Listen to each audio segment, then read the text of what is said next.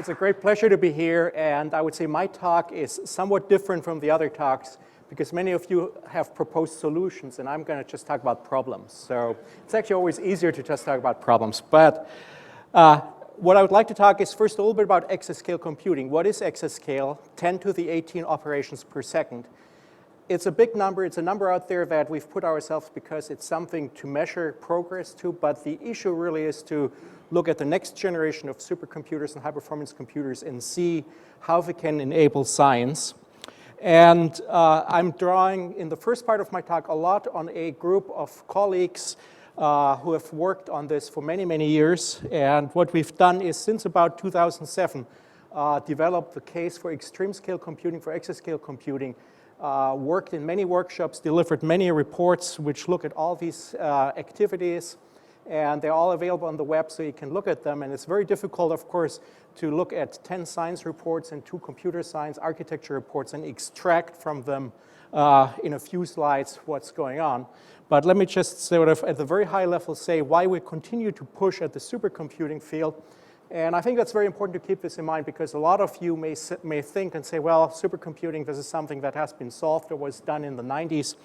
But if we look at some of the big challenges, societal challenges, such as climate change, all the things that we've discussed today in terms of energy, reducing reliance on foreign oil, and if we look at national security posture that is still continuing maintaining a stockpile of nuclear weapons and a deterrence, and understand how that stockpile ages, if we look at all these missions, then you see that in all these cases, supercomputers play a significant role in modeling and simulation, and continue to play a very important role in developing the modeling and simulation capabilities to continue a leadership role for us in the US. So here are a couple of the science challenges, and I could go into all of this in great detail, and I fortunately picked a few that we're doing in Berkeley, and I actually have only time to talk about one. And the one that I would like to talk about is first principles calculations for materials, the Materials Genome Project. That's a joint project with MIT. And I've picked this one really with a look at the program that what you're talking about, and I think Bill Brinkman mentioned this, that we're at an age where with exascale computing going into the future, we can design more and more things just using computational power. And so in electronic structure calculations, we have demonstrated in many instances the predictive power of computational simulations, and we can predict through computation a number of properties of materials that are listed here. And the idea is then, so take all this information that's merely based on computation, on validated computation, put it all in what we want to call the Materials Genome Project, or what you might call the Google of material science, where all these calculations, all the results are available. And if you have an idea about a certain material, that you could actually look it up and see what has been calculated, that this is in a scalable infrastructure, a large database. And so what it is, I think, a perfect combination of the challenges that we actually see in the next couple of years in computing, that on one end, in order to do all these simulations, you need very high computational power in the petaflops to exaflop range. On the other hand, it becomes an automated data structure and infrastructure that we need to build to support all the data that come out of a calculation. So, for example, this approach that was actually pioneered by Gerd Cedar at MIT has already led to some very promising discovery of new materials that could be used for battery technology. And the interesting thing is that if you look about this, you can apply this technology, this computational technology, for anything where you need critical materials. I mean, we haven't talked about it, but I don't see any difficulty in looking at this, say, for example, for photovoltaics or for looking at other critical materials. So this was just a very simple example of how computation is continuing to use very powerful supercomputers, and as we move in the future, that we continue to need these very powerful supercomputers. So the next 2 pieces of my talk, I want to talk about the last decade and the next decade. 1999 to 2009, the last 10 years, so to speak, was the jump from teraflops to petaflops. 2009 was the year when petaflops became available. So let me first take a very simple summary of where we are today, because you may have heard that the Chinese have now the #1 supercomputer. This is a great accomplishment, but if you look at the substance of using computational technology and using, in particular, computational modeling in engineering and science applications, the US is by far still the leader. Here's the top 500 list from November 2010. This is an activity I'm involved and have been involved with since 1993. That lists the 500 most powerful supercomputers. If you look at the list, you see all the labs that are actually 3 labs under Bill Brinkman's direction, the other 3 in the NNSA. So 6 of the top 15 systems are actually in the Department of Energy. And here's actually, I don't have a slide about Berkeley, but at least at this point here, I want to make some Berkeley commercial. This is the latest system here, number 5, just about a petaflop, the Hopper system that was just installed a couple of months ago in Berkeley. So we are in a very thriving, very successful environment using high-performance computing today. And this is based on probably 20 or more years investment, not just in the computers, but into computational science, computer science, and applied mathematics, which brought all this together to make it possible to use high-performance computing for scientific applications. So I'll show this very quickly. For the specialists, there are some characteristics. The most powerful system in the US is the Jaguar system at Oak Ridge. Here are some characteristics. 10 years ago, the most powerful system in the world was this system, the ASCII Red system that was at Sandia National Labs. And here are some characteristics. The important thing is on this slide. This is about the ASCII Red system was the first teraflop system. And I use the Jaguar system because it's very easily comparable. If you look at sort of this decadal comparison, how we got from teraflops to petaflops, you will notice the following is we got about 1,000 times more performance on this benchmark called LINPACK, but we only have 24 times more processors. So yes, we did use parallelism, but we almost made an equal contribution by, in a sense, taking advantage of Moore's law and the increase in processor performance of individual processes. That's what's basically a free ride, because in a sense, high-performance computing, supercomputing was living on the industry growth and on Moore's law and on providing more and more powerful microprocessors. So that's one important thing to look back. The other one, when you look back by a decade, is that it was a significant increase in cost. The power of the Jaguar system is almost an order of magnitude, almost 10 times bigger than the power requirements for the ASCII Red system. And this is really the trend that we need to be very aware of, because this, unfortunately, if nothing gets changed, will continue like this in the future. The other important thing is these two systems are essentially the same architecture, the same environment. You could take a program that was running on ASCII Red and it would run on Jaguar, more or less, without much thinking. So something important happened in 2004. And in all important things, there's sometimes a time when you look back that you know something important happened. And I think I actually can pinpoint the change in 2004 to the specific event, which was when Paul Ottolini from Intel declared that Intel is no longer sort of building faster microprocessors, but they will go to multi-core chips. The reason that was driven was because if you look now at the technology curves in the early 2000s, you see that we reached sort of the flattening out at about 100 watt in terms of the power per chip, and you see that the speed of the chips are flattening out about 3 to 4 gigahertz. And we have not seen increases in power consumption because that's sort of the limit that you can put on a chip. And we consequently also have not seen increases in the clocking of those chips. So from now on in the future, Intel declared, so in 2004, everything will be parallel, will be multi-core. So what we have is that because of the power constraints, the industry response was simply to double the number of cores per chip instead of doing the clock scaling. And therefore, we entered actually the time of truly massively parallel computing in 2004. So many of you may be around, and I've been also a veteran of the early days of massive parallel computing in the early 90s, and companies such as Thinking Machines and that were around then. And everybody says, oh, this massive parallel computing didn't work. Well, it was just 15 years too early. Like somebody else said, the future is here already. Intel came and IBM came, and they all built a multi-core system now. So parallelism is here, and parallelism is here to stay with us. So I mentioned the top 500 already. That's an interesting exercise in listing the top 500 supercomputers. If I had more time, I could tell you dozens of interesting anecdotes on how systems and countries wrangle to be number one and make the list.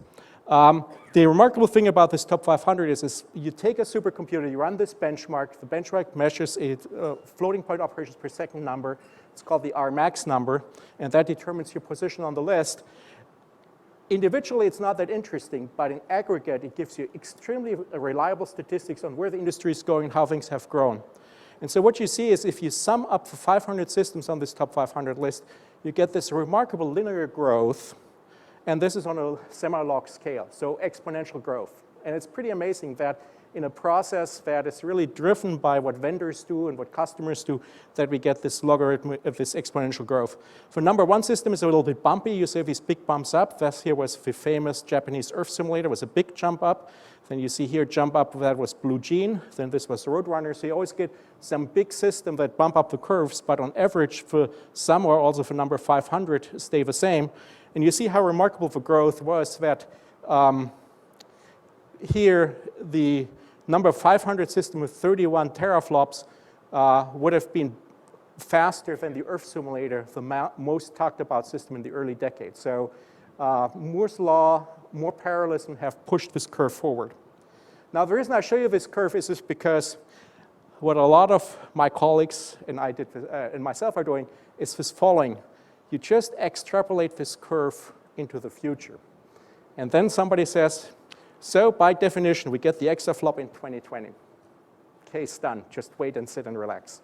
Well, I'm trying to set this up. No, this is not what's going to happen because, I mean, you should all be very careful. Even if it's late in the afternoon, you don't extrapolate an exponential curve. You shouldn't extrapolate at all, and in particular an exponential curve, even a small variation can introduce big errors. So this is really the problem with relying on the top 500, that you think this is happening automatically. It was actually remarkable how automatically it happened in the past decade or in the past 20 years. And this is truly because we entered a technology, the CMOS microprocessor-based supercomputers in the early 90s, and we stayed on that technology curve until now. The systems that were built in the early 90s are essentially the same systems that we have now, just writing Moore's law and making slightly more parallel. Anyway, what is going to happen is concurrency, and I alluded to this already. The new Moore's law really means performance doubling can only be achieved by increasing more and more parallelism. And if you look at the maximum on the top 500 list, which is now in some big systems, like, for example, the Roadrunner or the Jaguar system, or also the Hopper system, these are about 100,000 to 200,000 cores. So if you extrapolate this, you see the big system will hit the million core and then the 10 million core very soon. And the interesting thing is that if you sort of plot your laptop, and this is what you have to think about, you may have had a dual core in 2006, 2007, and if you have a state-of-the-art laptop with some NVIDIA accelerator, you may be in 11 by already having 100 cores. But this is sort of the other thing. You really have to deal with also parallelism on the laptop, desktop level. And of course, companies like Intel and Microsoft have already many years ago started investing in this and thought about how parallelism will be used in the laptop. But for the supercomputing, clearly parallelism will go up. This is one big challenge which make the exaflop system much, much more different from what we have today. So just in short, what I talked so far about is number of cores will double every 2 years. Clock speed will not increase, maybe even go down. We need to deal with huge systems with millions of concurrent threads, and we have to deal with parallelism on the chip and between chips. So let's come to the power consumption, energy on these big systems. So if you look at the top 500 systems and see what's their power level in terms of kilowatt, you see that the top systems are in 5, 6, 7 megawatts. That's a huge number. If you don't think about it just for a moment, just simply multiply this by 1 million. It just, depending, of course, what your local utility costs are, a 6 or 7 megawatt system will cost you, roughly speaking, $6 or $7 million a year in electricity bill, more or less. So this is a huge issue, and in particular, it's a huge issue because 5, 6 years ago, all the systems were down here in the below 500 kilowatt, and it was not an issue because that was adding on top of a multi-million-dollar system just a small operating cost. Now, this is one trend. The other trend is that the energy efficiency actually in terms of, the power efficiency in megaflops per watt on these systems has actually been improving. In particular, multi-core and many-core systems automatically improve the efficiency. So we have really two trends. The systems get bigger, but there's also more power efficiency per calculation. So there's a very, very interesting paper that unfortunately hasn't gotten as much attention as it should have gotten by Jonathan Koomey, who did a very thorough analysis, and I call it Koomey's law. He doesn't call it this way. Gordon Moore took 3 data points and created Moore's law.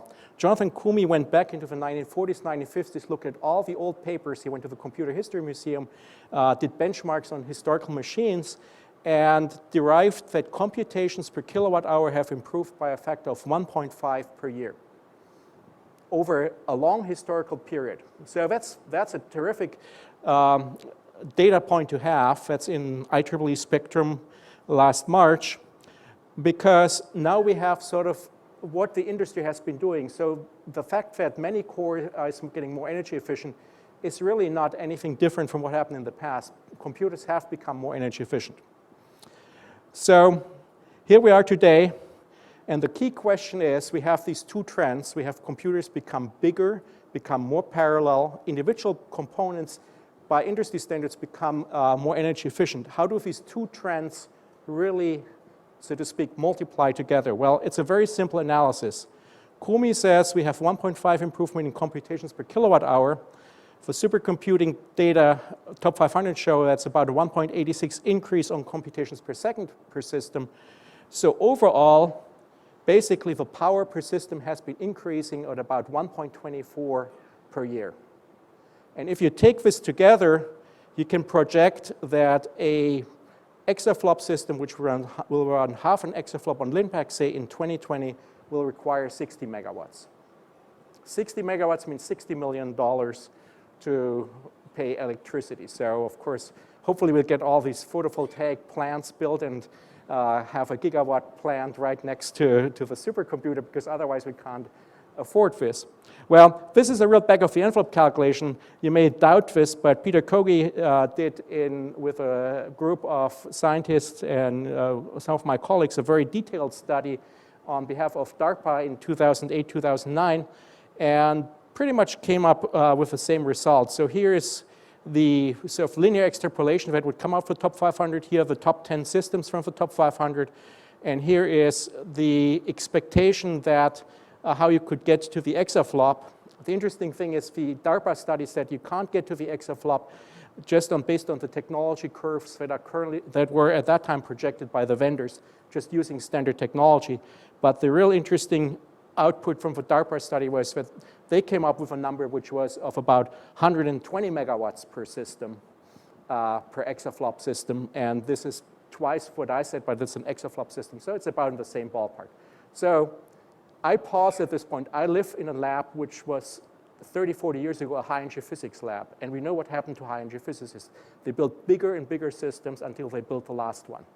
And I don't want to retire as computer scientist proposing bigger and bigger systems until we build the 500 megawatt supercomputer, and then I won't build another one. So something needs to be done about these systems. Well, this group that I mentioned before went and looked at exascale systems and said, we really have to limit in 2018 an exaflop system by about 20 megawatts. That was really a decision, a design decision. This is a goal that we can live with.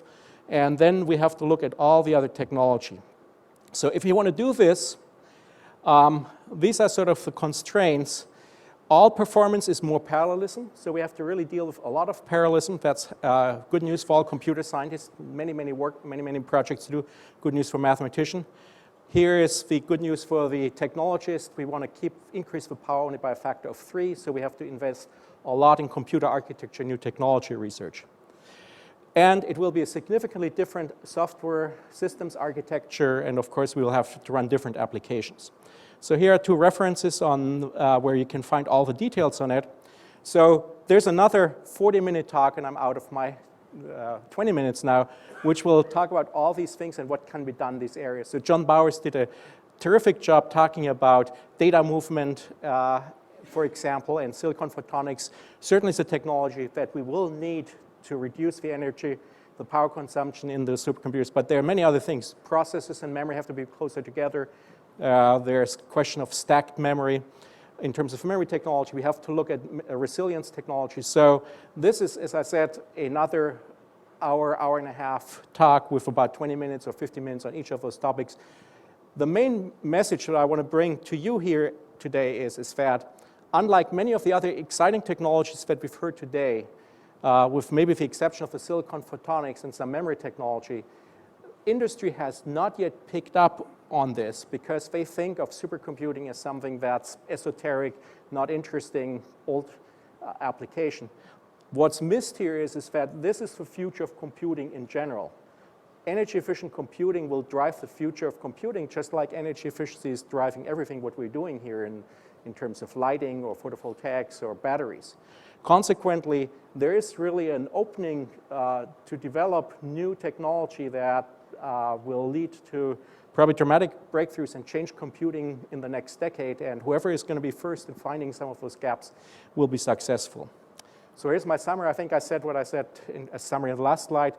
Computing will significantly change. Power and parallelism will drive changes in the high-end power consumption, energy efficiency at the low end.